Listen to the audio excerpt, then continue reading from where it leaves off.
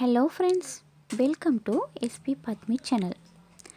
இன்றைக்கி பார்த்திங்கன்னா உலக நீதிகளும் அதன் விளக்கமும் பற்றிய பதிவு தான் இன்றைக்கி பார்க்க போகிறோம். அதுக்கு முன்னாடி இந்த சேனலை நீங்கள் இப்போ தான் ஃபர்ஸ்ட் டைம் பார்க்குறீங்களா? அப்போது மறக்காமல் இந்த சேனலுக்கு கீழே இருக்கிற ரெட் கலர் சப்ஸ்கிரைப் பட்டனை ப்ரெஸ் பண்ணிக்கொள்ளுங்கள். கூடவே பக்கத்தில் இருக்க பெல் ஐக்கோனையும் ப்ரெஸ் பண்ணி விட்டுடுங்க.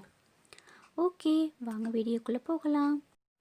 எல்லோருக்கும் வணக்கம். இன்னைக்கு நான் பேச போகிறது உலக நீதியும் அதன் பொருளும். வாங்க வீடியோக்குள்ள போகலாம். ஓதாமல் ஒரு நாளும் இருக்க வேண்டாம். எப்பொழுதும் நல்ல நூல்களையே படிக்க வேண்டும். ஆகவே படிக்காமல் ஒரு பொழுதும் இருக்கக்கூடாது. பொல்லாங்கு சொல்ல வேண்டாம்.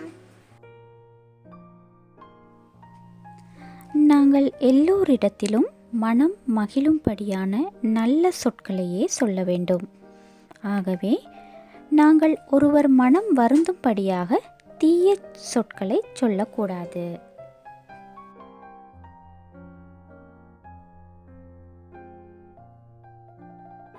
ஒரு நாளும் மறக்க வேண்டாம். மாதா என்பது தாயை குறிக்கும். நாங்கள் எங்களை பெற்ற தாயை மறக்காமற் போற்ற வேண்டும்.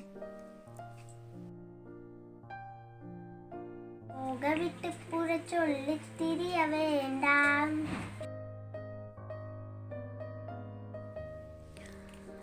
நீங்கள் ஒருவரை பற்றி அவருடைய நல்ல குணங்களையே பிறரிடத்தில் சொல்ல வேண்டும். அவர் உங்களை விட்டு போன பிறகு அவரை பற்றி இகழ்ந்து பேசக்கூடாது.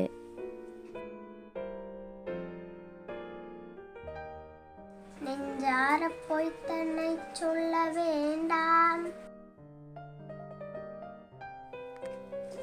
நாங்கள் எப்போதும் உண்மையையே சொல்ல வேண்டும். மனமாற பொய்யானவற்றை சொல்லக்கூடாது.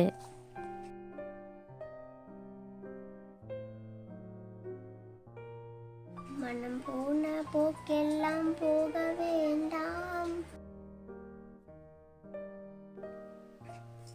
நீங்கள் உங்கள் மனதை கட்டுப்படுத்தி நல்ல வழியிலே அதை செலுத்த வேண்டும்.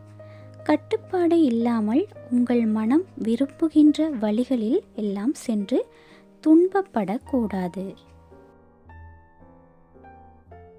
வார்த்தை தன்னை மறக்க வேண்டாம். மூத்தோர் என்பவர் அறிவினாலும் வயதினாலும் பெரியோர்கள் ஆவர்.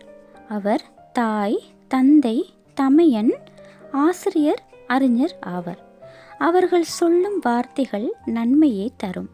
அவர்களுடைய நல்ல வார்த்தைகளை நீங்கள் மறக்க கூடாது.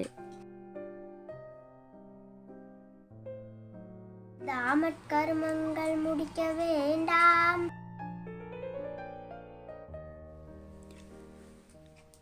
நாங்கள் எந்த செயலையும் நன்றாக ஆராய்ந்து செய்ய வேண்டும். ஆராயாமல் செய்தால் துன்பம் விளையும். நாங்கள் ஆராயாமல் எந்த செயலையும் செய்யக்கூடாது. நன்றி ஒரு நாளும் மறக்க வேண்டாம். ஒருவர் உங்களுக்கு செய்த நன்மைகளை எப்போதும் நினைத்து கொண்டே இருத்தல் வேண்டும். ஒருவர் செய்த நன்மையை நீங்கள் ஒரு நாளும் மறக்கக்கூடாது. வார்த்தைகளை சொல்ல வேண்டாம்.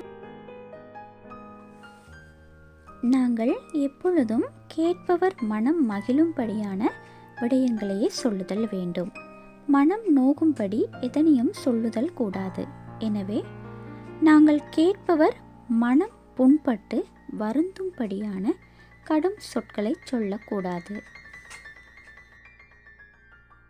ஓகே ஃப்ரெண்ட்ஸ், இந்த பதிவு உங்களுக்கு ரொம்ப பயனுள்ளதாக இருந்ததுன்னா உங்கள் ஃப்ரெண்ட்ஸ் கூட இந்த பதிவை ஷேர் பண்ணிக்கொள்ளுங்கள்.